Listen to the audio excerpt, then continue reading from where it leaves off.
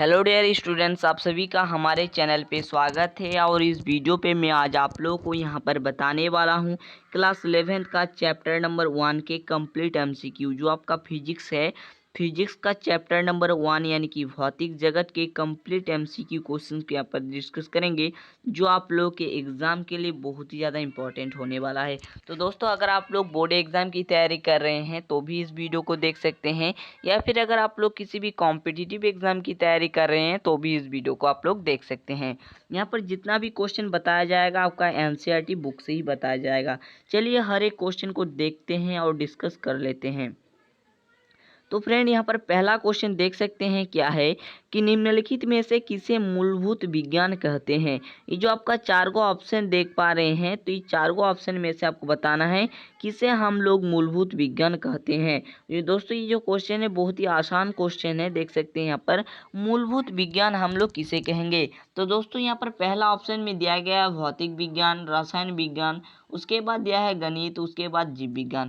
तो फ्रेंड, इसका जो राइट जवाब हो जाएगा ऑप्शन नंबर ए बिल्कुल ही राइट जवाब होगा। भौतिक यानी कि फिजिक्स को ही हम लोग क्या बोलते हैं, मूलभूत विज्ञान बोलते हैं। ठीक है, और इसी प्रकार का आप लोगों का फिजिक्स का जो है सीरीज स्टार्ट हो चुका है। और यहाँ पर हम लोग क्या कर रहे हैं, हर एक चैप्टर का चैप्टर वाइज हम लोग यहाँ पर एमसीक्यू क्वेश्चन ले रहे हैं। ठीक है, आपको इसमें आपको भाग लेना है। डेली यहाँ पर क्विज की तरह क्लासेस चल रहे हैं। ठीक है, और अगर आप लोग हमारे चैनल पर नए हैं तो चैनल को सब्सक्राइब जरूर कर लीजिएगा। चलिए देखते हैं नेक्स्ट क्वेश्चन। यहाँ पर नेक्स्ट क्वेश्चन क्या कहा गया है। तो फ्रेंड, यहाँ पर नेक्स्ट क्वेश्चन देख सकते हैं क्या है कि भौतिकी की सबसे पुराना ब्रांच कौन सा है। तो दोस्तों, जो हमारा फिजिक्स है, तो फिजिक्स में से आपको बताना है इसमें सबसे पुराना ब्रांच, पुराना शाखा कौन सा है। तो पहला ऑप्शन में दिया गया है ऊष्मागतिकी, उसके बाद दिया हुआ है प्रकाशिकी, उसके बाद यांत्रिकी, उसके बाद ध्वनि। ठीक है, तो ये जो हमारा पुराना ब्रांच है भौतिकी का, वो कौन सा है, वो है मैकेनिक्स यानी कि यांत्रिकी। इस क्वेश्चन के लिए ऑप्शन नंबर ए बिल्कुल ही राइट जवाब हो जाएगा, यानी कि यांत्रिकी इस क्वेश्चन के लिए राइट जवाब हो जाएगा। चलिए बढ़ते हैं नेक्स्ट क्वेश्चन के ऊपर। चलिए देखते हैं। तो यहाँ पर 3 नंबर क्वेश्चन देख सकते हैं क्या है कि प्रकृति में सबसे कमजोर बल कौन सा है। तो आपका जो प्रकृति है इसमें से आपको बताना है कि सबसे कमजोर बल जो है कौन सा है। तो पहला ऑप्शन में दिया गया है विद्युत बल, उसके बाद चुंबकीय बल, नाभिकीय बल, गुरुत्वाकर्षण का बल। तो जो हमारा प्रकृति है, इस प्रकृति में सबसे कमजोर बल कौन सा है। तो ये जो हमारा प्रकृति है, इस प्रकृति में सबसे कमजोर बल होता है गुरुत्वाकर्षण का बल। ठीक है, यानी कि ऑप्शन नंबर डी इस क्वेश्चन के लिए राइट जवाब हो जाएगा। ठीक है, चलिए बढ़ते हैं नेक्स्ट क्वेश्चन के ऊपर। नेक्स्ट क्वेश्चन को डिस्कस कर लेते हैं कि रॉकेट नोदन का कार्य निम्न नियम पर आधारित है। तो दोस्तों, जो आपका रॉकेट नोदन का कार्य है ये किस नियम पर लागू होता है आपको बताना है। ये क्वेश्चन बिल्कुल ही आसान क्वेश्चन है। ठीक है, तो इस क्वेश्चन के लिए जो आपका आंसर हो जाएगा कौन सा हो जाएगा, मैं यहाँ पर बता दूं। इस ये जो आपका 4 को ऑप्शन दिया हुआ है, इस 4 को ऑप्शन में से इस क्वेश्चन का आंसर हो जाएगा न्यूटन के नियम पर आधारित होता है। कौन सा नियम, आप लोग यहाँ पर क्वेश्चन में देख सकते हैं। रॉकेट नोदन का कार्य जो है न्यूटन के नियम पर आधारित है, न्यूटन के नियम पर लागू होता है। चलिए बढ़ते हैं नेक्स्ट क्वेश्चन के ऊपर। तो यहाँ पर देख सकते हैं नेक्स्ट क्वेश्चन क्या है। तो यहाँ पर नेक्स्ट क्वेश्चन कहा गया है कि वायुयान का कार्य किस सिद्धांत पर आधारित है।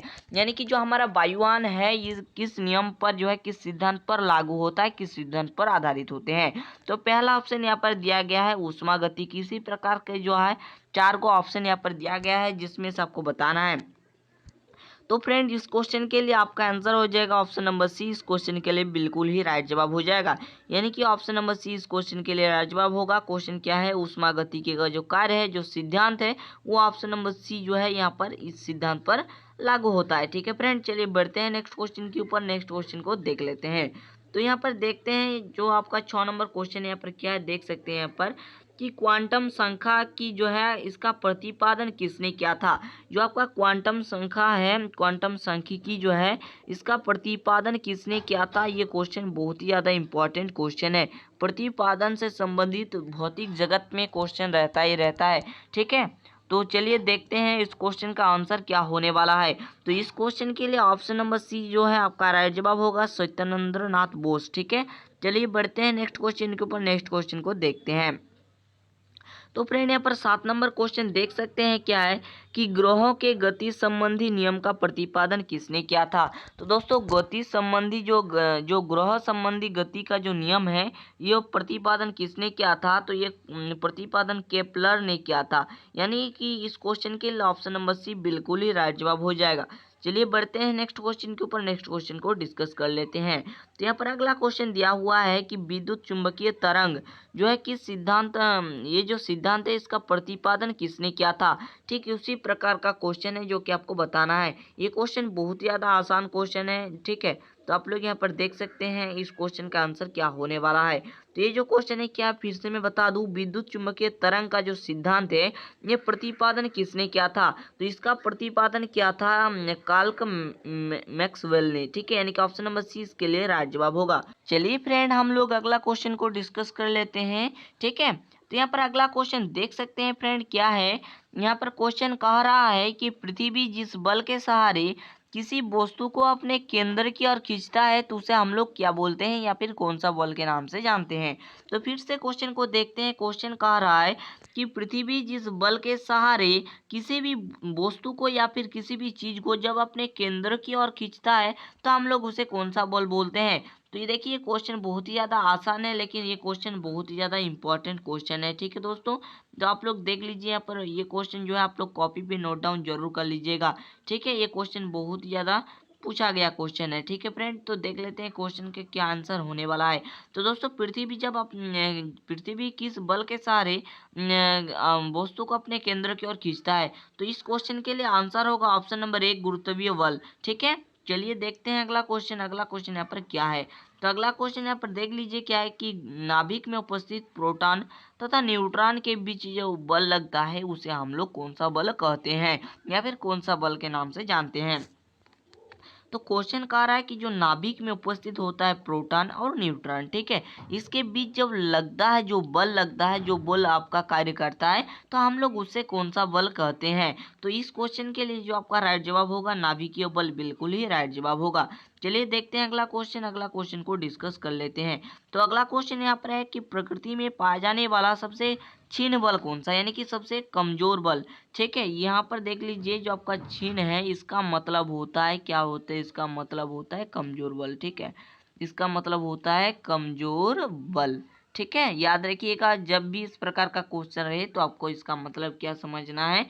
क्षीण बल का मतलब होता है कि प्रकृति में जो हमारा है इसमें से पाया जाने वाला सबसे कमजोर बल कौन सा है, ठीक है। तो इस क्वेश्चन के लिए जो आपका राइट जवाब होगा कौन सा होगा, तो इस क्वेश्चन के लिए जो आंसर होगा तो पहला ऑप्शन में आपको देख सकते हैं यहाँ पर वैद्युत बल है, उसके बाद नाभिकीय बल है, गुरुत्वाकर्षण का बल है, उसके बाद जो आपका 4 नंबर ऑप्शन है क्या है यहाँ पर चुंबकीय बल है।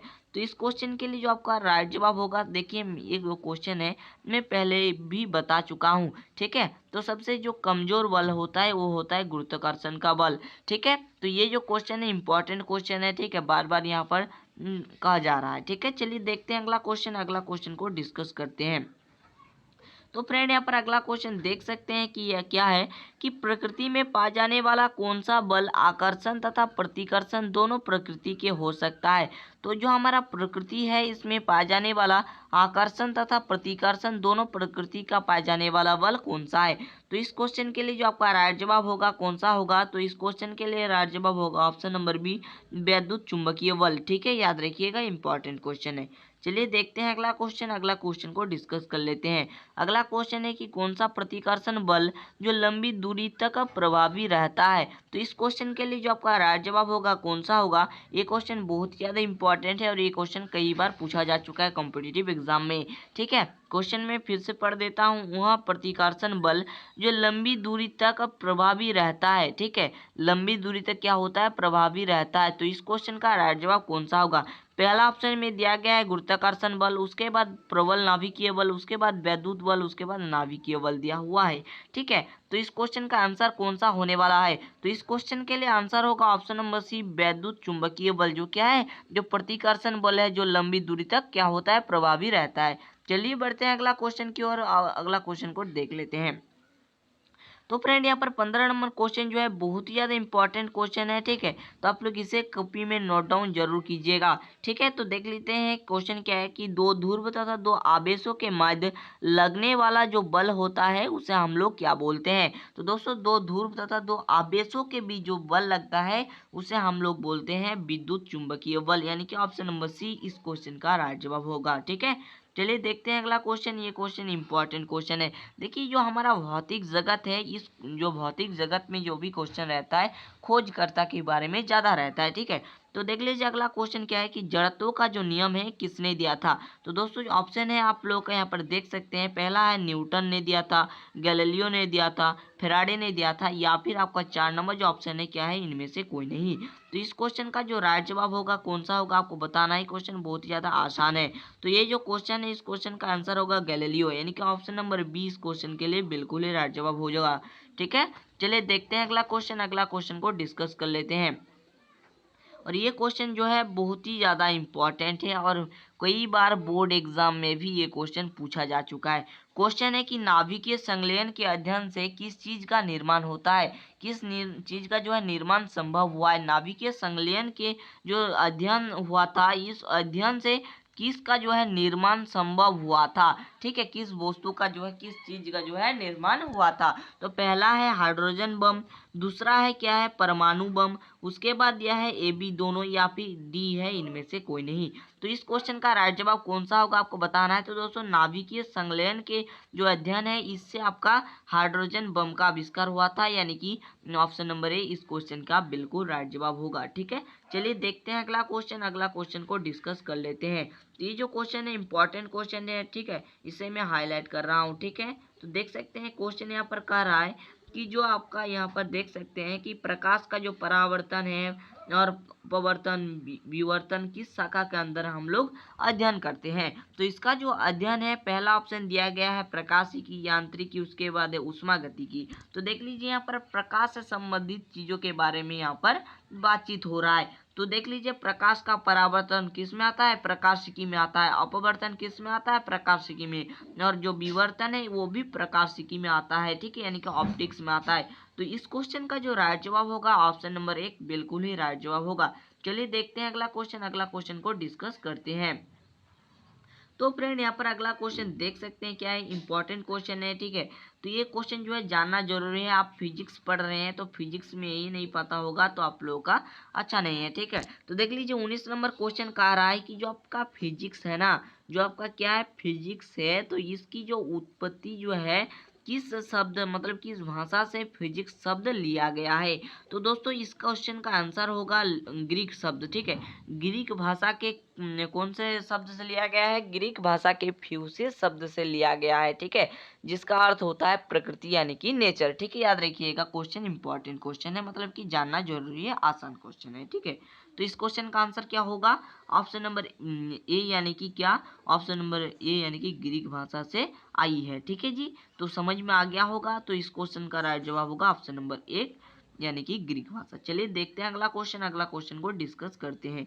तो ये आपका लास्ट क्वेश्चन है, इंपॉर्टेंट क्वेश्चन है। देख लीजिए ये जो 20 नंबर क्वेश्चन है क्या है, किसी वस्तु के कार्य करने की जो क्षमता होती है उसे हम लोग क्या कहते हैं। तो क्वेश्चन इंपॉर्टेंट क्वेश्चन है और जानना भी जरूरी है, ठीक है फ्रेंड। तो देख लीजिए क्वेश्चन यहाँ है क्या कर रहा है कि किसी वस्तु के कार्य करने की जो क्षमता होती है तो उसे हम लोग क्या कहते हैं। तो उसे हम लोग ऊर्जा बोलते हैं, या फिर कार्य बोलते हैं, या फिर जड़त्व बोलते हैं, या फिर डी इनमें से कोई नहीं। तो इनमें से कोई नहीं तो होगा नहीं, जड़त्व भी होगा नहीं, कार्य भी होगा नहीं। तो इस क्वेश्चन का राइट जवाब कौन सा होगा, ऊर्जा, ठीक है। जो हम लोग किसी वस्तु यहाँ पर देखिए कहा गया है कार्य, ठीक है, तो कार्य भी नहीं होगा, जड़त्व का बात तो यहाँ पर नहीं हो रहा है, तो डी इनमें से कोई नहीं होगा, ठीक है। तो देख लीजिए किसी वस्तु के कार्य करने की जो क्षमता होती है, जो क्षमता होती है तो उसे हम लोग बोलते हैं ऊर्जा, ठीक है, यानी कि ऑप्शन नंबर ए इस क्वेश्चन का बिल्कुल राइट जवाब हो जाएगा, ठीक है। और मैं यहाँ पर थोड़ा बातचीत आप लोगों से कर लूँ कि जो आप लोग क्या चाहते हैं यहाँ पर जरूर से जरूर बता दीजिएगा। दोस्तों अभी चल रहा है क्लास 11th का जो है क्लास जो है स्टार्ट हो चुका है फिजिक्स का, ठीक है। जिसका डेली आपका एमसीक्यू का टेस्ट हो रहा है। तो आप लोग जरूर से जरूर वीडियो को देखिए, ठीक है, और अपने कॉपी में नोट डाउन कर लीजिए। अगर आप लोग बोर्ड एग्जाम की तैयारी कर रहे हैं तो आप लोग वीडियो को देख सकते हैं, ठीक है, या फिर किसी भी कॉम्पिटिटिव एग्जाम की तैयारी कर रहे हैं तो भी इस वीडियो को आप लोग देख सकते हैं। उससे पहले कह दूं कि आप लोग का लाइव टेस्ट कब से शुरू करूं बता दीजिएगा, ठीक है, और जैक बोर्ड या फिर बिहार बोर्ड किसी भी बोर्ड से है आपका कंप्लीट तैयारी इसी चैनल में मैं कराऊंगा, आपको बिल्कुल भी टेंशन नहीं लेना है, ठीक है। चलिए आप सभी से मिलते हैं नेक्स्ट वीडियो पे, तब तक के लिए थैंक यू, जय हिंद।